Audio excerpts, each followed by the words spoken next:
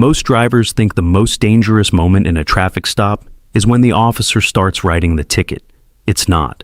The moment that can quietly cost you everything happens much earlier, when the officer leans in and asks a question that sounds harmless, almost casual. Where are you coming from?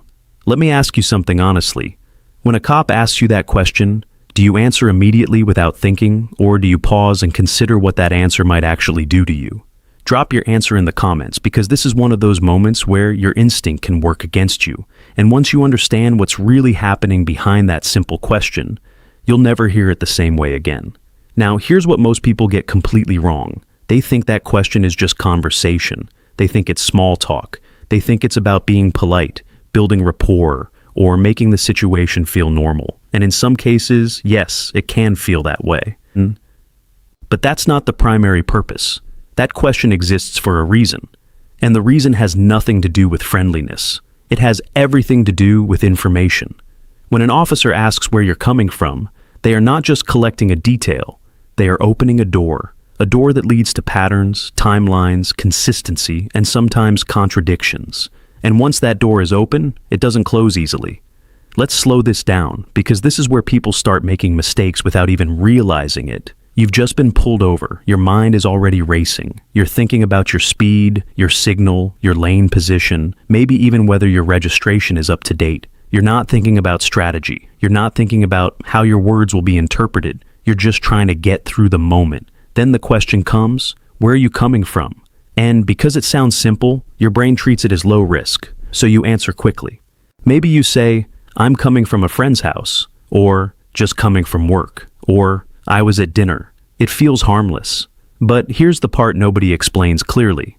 That answer doesn't just sit there. It gets processed. It gets compared. It gets evaluated against everything else the officer is observing. Your tone, your timing, your body language, your location, the time of night, even the direction you were traveling. Now imagine this. You say you're coming from dinner, but it's very late. The area you're in doesn't have restaurants nearby.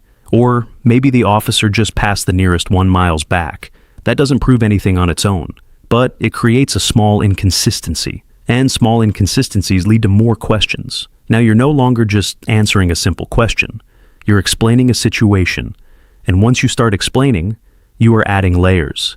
Each layer creates more opportunity for something to not line up perfectly. And this is how a routine stop becomes something more complicated. Not because you did something wrong, but because you said something that needed follow-up. Now here's where it gets even more important. Most drivers think honesty alone protects them. And yes, honesty matters. But honesty without awareness can still create problems. Because even a truthful answer can raise questions depending on context. Let's say you were at a bar. You answer honestly, I'm coming from a bar. Now you've just introduced a new element into the situation. Alcohol. Even if you only had one drink. Even if you are completely sober. That word alone changes the direction of the interaction. Now the officer has a reason to observe more closely. Your speech, your eyes, your coordination, your behavior. And again, that doesn't mean you did anything wrong, but it changes the level of attention, and attention is what drives the next step. Now, let's go deeper into how officers think during this moment. They are not just listening to your words, they are watching how you deliver them. Do you answer immediately, or do you hesitate? Do you sound confident or uncertain? Does your answer feel natural or constructed? And most importantly, does your answer stay consistent if they ask again later in a slightly different way? Because that happens more often than people realize. They might circle back, ask the same thing differently, or reference your answer later to see if it changes, not to trick you, but to test consistency. Consistency is what builds predictability, and predictability reduces uncertainty. Now, here's a subtle mistake that causes more problems than almost anything else. Over-explaining. Some drivers think giving more detail makes them look more cooperative. So instead of saying, I'm coming from work, they say, I just left my job, I work late shifts, I stopped by a gas station, then I took a different route because of traffic. Now you've created a story.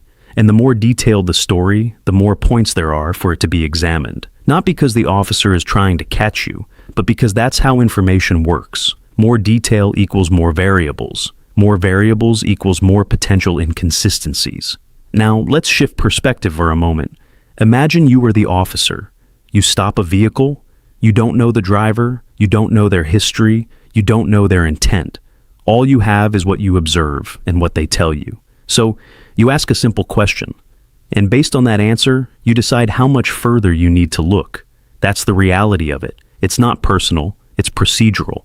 But the outcome still depends heavily on how that moment is handled. Now, here's something most people never think about. You are not legally required to answer every question beyond providing identification in many routine traffic stops.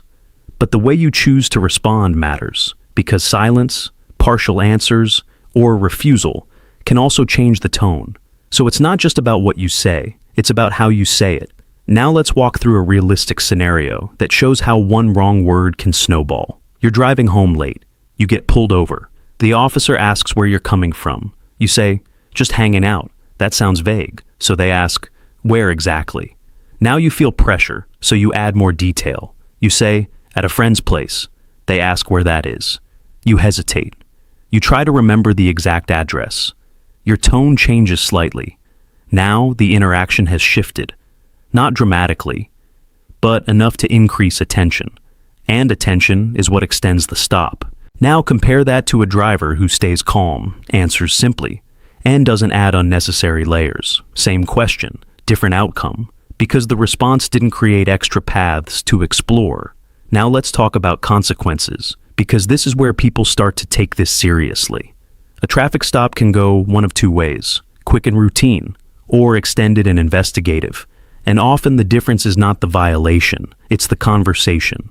Specifically, how that first question is handled, because once the conversation opens, it rarely stays small. It grows, and every word you add becomes part of the bigger picture.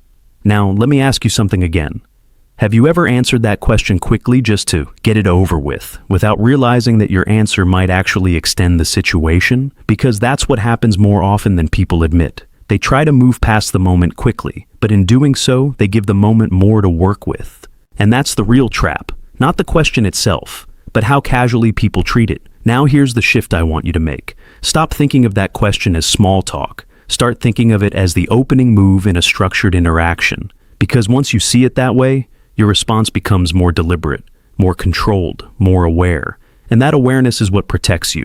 Not silence alone, not talking alone, but understanding what the moment actually is. Because when you understand that, you stop reacting, and you start responding with intention. And that one change can quietly reshape the entire traffic stop before it even has a chance to go in the wrong direction.